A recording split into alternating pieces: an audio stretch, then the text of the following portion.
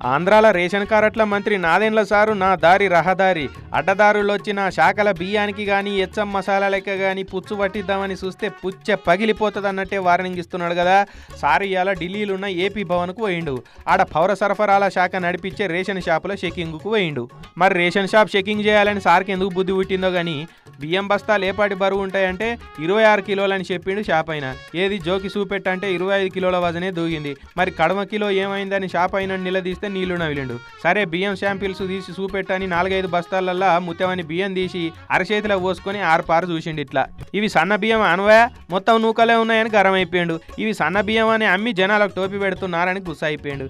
ఏది మీ stock register బయటకు తీయమంటే ఏన్నో మూలకు పడ్డ రిజిస్టర్ దుమ్ము దులిపి సారు చేతికి ఇచ్చిండు. అలా పనిచేస్ట్ అయినా ఆడ చూస్తే ఎన్నడో క్రీస్తుపూర్వం రాసిన రికార్డే ఉన్నది కానీ ఇప్పటి స్టాక్ డీటెయిల్స్ ఏం రిజిస్టర్లో ఎక్కియలేదట.